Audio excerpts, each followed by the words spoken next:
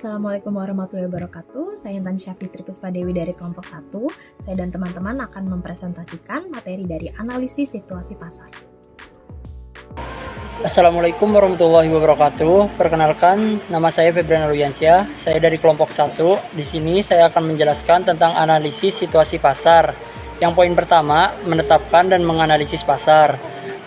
Pemetaan seluruh pasar sangat diperlukan untuk memahami dan mengantisipasi perubahan pasar dan ancaman persaingan. Penetapan pasar dan memberikan informasi penting untuk mengambil keputusan penetapan pasar dan penentuan posisi.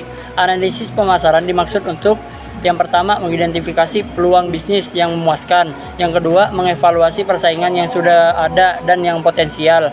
Yang ketiga, memberikan petunjuk tentang kelompok pembeli yang akan dituju. Yang keempat, menunjukkan cara strategi pemasaran untuk memuaskan permintaan konsumen dalam penentuan posisi pasar. Pasar berubah karena adanya perubahan kebutuhan pembeli, teknologi baru, kekuatan sosial ekonomi, dan kegiatan persaingan. Poin yang kedua, penetapan pasar produk. Dalam menentukan batasan pasar, haruslah meliputi dimensi konsumen, produk, dan pesaing yang sesuai. Penetapan pasar produk meliputi 1. Menyesuaikan kebutuhan dengan manfaat produk.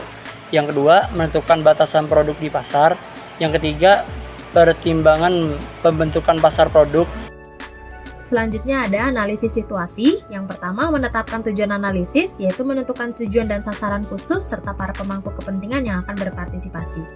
Yang kedua, mengumpulkan data yang diperlukan. Jadi kita mengumpulkan data dari berbagai sumber, contohnya seperti dokumen internal.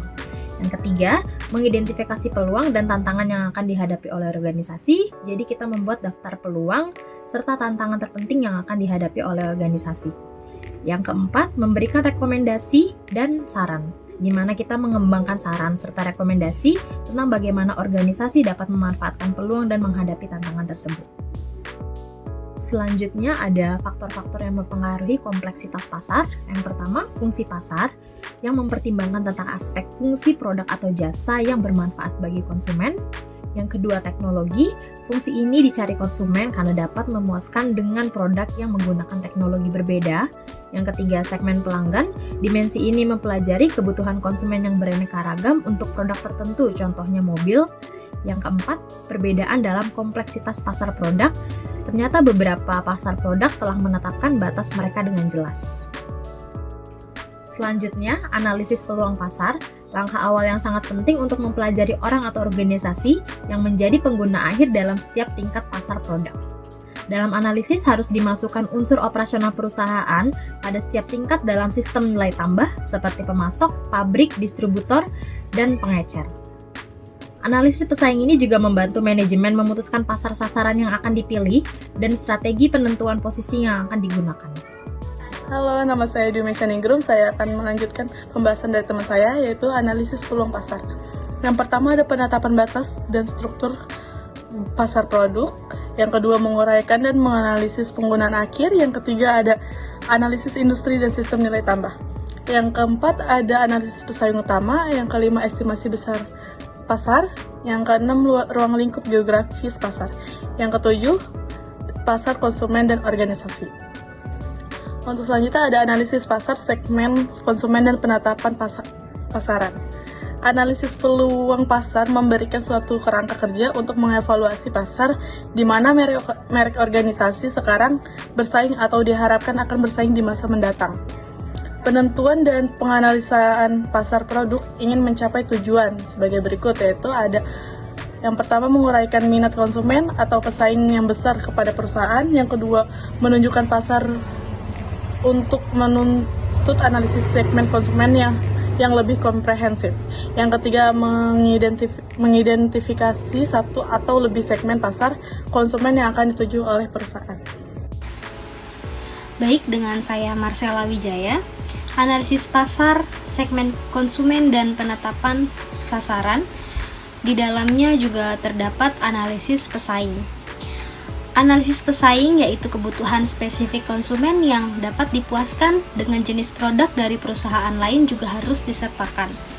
Analisis pesaing utama ini biasanya mencakup hal-hal yang pertama ada perakiraan seluruh kekuatan perusahaan dari setiap pesaing utama, perkembangan pangsa pasar yang lalu dan juga sekarang, kekuatan keuangan dan juga kinerjanya, kemampuan manajemen dan keterbatasannya, keunggulan teknik dan operasional seperti paten, biaya produk yang rendah, dan produk baru.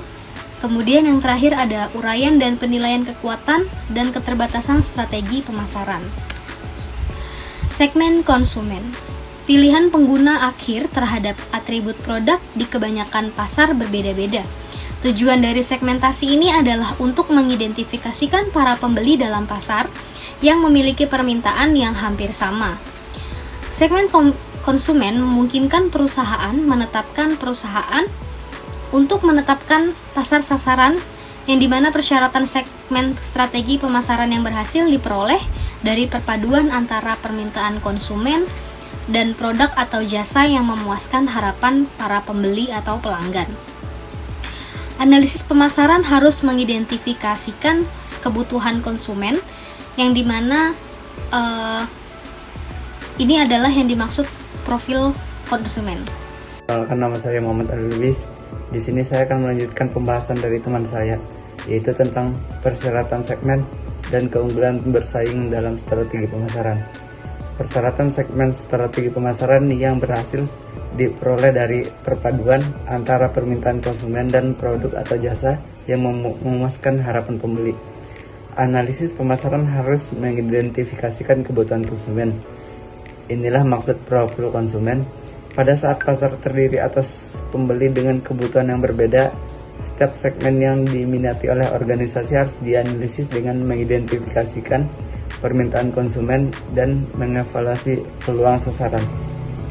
Sedangkan keunggulan bersaing, tujuan menargetkan satu atau lebih segmen konsumen adalah untuk mendapatkan keunggulan bersaing dengan pencapaian kepuasan konsumen yang maksimum pada setiap segmen sasaran.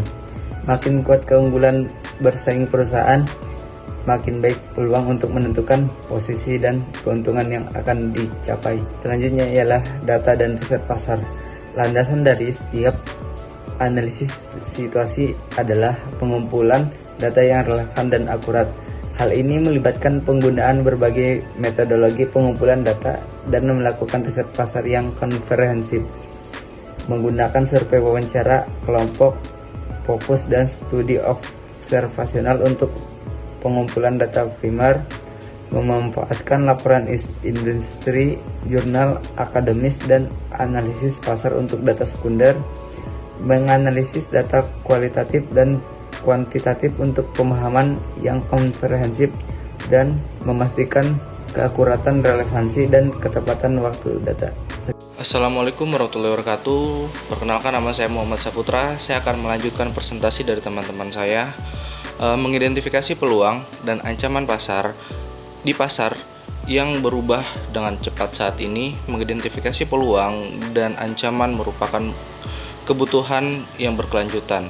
Hal ini melibatkan analisis eksternal yang berfokus pada tren pasar, perilaku konsumen, kemajuan teknologi, dan dinamika industri secara keseluruhan, melacak dan menganalisis perilaku dan preferensi konsumen yang berkembang, mencari segmen dan ceruk pasar negara berkembang, mengidentifikasi potensi resiko termasuk ancaman ekonomi, politik, dan lingkungan, mengevaluasi dampak perubahan teknologi terhadap industri, dunia usaha yang secara efektif memantau dan merespon faktor-faktor eksternal ini dapat mengambil langkah strategis untuk memanfaatkan peluang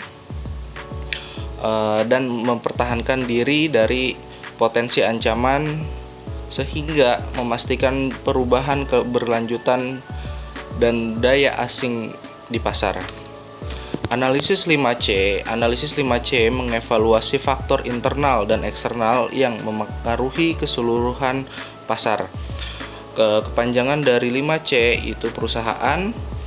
Ini tentang sumber daya, kemampuan, dan proses organisasi. Pelanggan ini mengacu pada orang atau bisnis yang melakukan pembelian produk atau layanan perusahaan. Pesaing ini mengacu pada bisnis lain di pasar yang sama menawarkan produk atau layanan serupa. Kolaborator ini mengacu pada orang atau kelompok yang berkolaborasi dengan perusahaan seperti pemasok, mitra, dan distributor. Konteks ini mengacu pada lingkungan operasi organisasi secara keseluruhan yang mencakup elemen ekonomi, sosial, teknologi, dan politik. Memahami konteks bisnis, mendapatkan pemahaman mendalam tentang konteks bisnis adalah hal mendasar. Hal ini melibatkan penilaian menyeluruh terhadap cara kerja internal organisasi, termasuk struktur, sumber daya, dan proses operasional dan budaya perusahaan secara keseluruhan. Memeriksa proses internal dan efektivitasnya dalam memenuhi tujuan bisnis. Mengevaluasi alokasi sumber daya termasuk aset manusia, keuangan, dan teknologi. Mengidentifikasi kekuatan unik dan kompetensi inti perusahaan. Memahami budaya organisasi dan dampak terhadap kinerja dan strategi. Dengan memahami elemen internal ini secara mendalam, perusahaan dapat mengidentifikasi kekuatan, kelemahan, dan area yang memerlukan perbaikan dengan yang lebih baik. Hal ini membentuk landasan yang kokoh bagi perencanaan strategi dan pembelian keputusan yang efektif. Smart Touch menawarkan serangkaian layanan yang selaras dan kebutuhan pemahaman konteks bisnis yang mendalam. Untuk kesimpulannya, analisis situasi dapat memberikan gambaran tentang posisi perusahaan di pasar, apa yang akan berhasil, apa yang harus ditingkatkan, dan potensi pertumbuhan, serta mengembangkan strategi pemasaran, menemukan kekosongan pasar yang dapat diisi oleh bisnis lain, promosikan teknologi baru, dan bereaksi terhadap perubahan pesaing menggunakan analisis situasi. Lalu tenaga kerja Question Pro dapat menjadi alat yang sangat baik bagi organisasi untuk memperoleh mereka memahami kebutuhan dan preferensi karyawan dengan lebih baik dan membuat keputusan yang lebih tepat mengenai pendekatan manajemen tenaga kerja. Sekian presentasi dari kelompok kami, kurang lebihnya mohon maaf. Wassalamualaikum warahmatullahi wabarakatuh.